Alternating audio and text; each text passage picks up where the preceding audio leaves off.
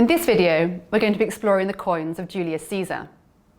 Now, one of Caesar's greatest military victories was his conquest of Gaul. And we see this depicted on the first coin. On the obverse of this coin, we see the female head of Venus, this time wearing an oak crown. And behind her head is a Roman numeral for 52. On the reverse of the coin, we see a trophy, the weapons of the enemy displayed in anthropomorphic form. But this is not a generic trophy. This trophy clearly has ethnic origins. And we know this because of the carnux, the long trumpet-shaped object on the right side of the trophy, and the long oblong shield. These are items that are associated with the Celts and the Gauls. Here we can see in more detail the carnux as a specifically Celtic item, at least in the eyes of the Romans. So we see a denarius from 119 BC, again depicting a trophy, this time being crowned by Roma, and again the distinctive serpent or dragon-like trumpet as part of the display. In the centre you'll see an actual authentic carnux, uncovered in excavation in France. Finally is an image from Augustus's Primaporta Statue, here shown because we see depicted a figure once again holding this distinctive trumpet. The figure holding it is normally identified, therefore, as being Gallic. If we return to the coin of Caesar, we see that below the trophy is a captive, a man with a naked torso with long scraggly hair and a beard. He must be a Gaul. And written on the coin is the name Caesar. So what does this coin mean? Well, clearly the reverse is commemorating Caesar's victory over Gaul. That much is clear. And he's going to great lengths to make it very clear it is Gallic victory that he has achieved. But what of the obverse side? What of Venus wearing an oak crown and the number 52? Venus was the patron deity of Caesar.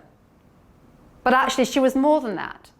Caesar, in fact, claimed divine lineage from the goddess.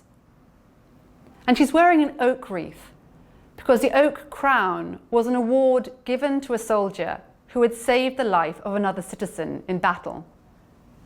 By putting his patron deity on his coin and by putting an oak wreath on her, Caesar is perhaps alluding not only to his divine associations, but the fact that he has saved Roman lives, possibly because of his Gallic victories. The number 52 is perhaps somewhat more elusive, but the general consensus is that it must refer to Caesar's age, for he was in fact 52 the year the coin was minted. The most recent explanation that I've heard on this coin is that perhaps it commemorates Caesar's birthday, that this was a coin that Caesar distributed to his troops to remind them of his successes and as a benefaction on his birthday. The second coin of Caesar continues his association with the goddess Venus.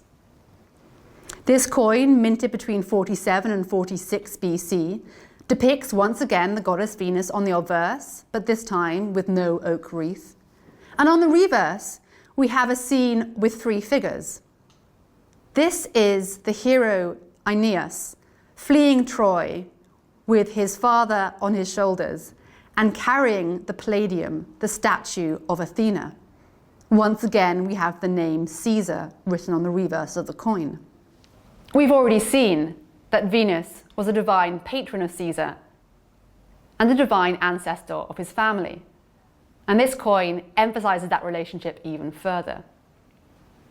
The Aeneas myth was in fact continued by Augustus, Julius Caesar's nephew and then adopted son, and promoted as part of his imperial regime. On this side we see two images, one a fresco from Pompeii, another a sculptural relief from Aphrodisias in Turkey, depicting the flight of Aeneas' family from Troy. The story of Aeneas will become, of course, even more well known through Virgil's Aeneid.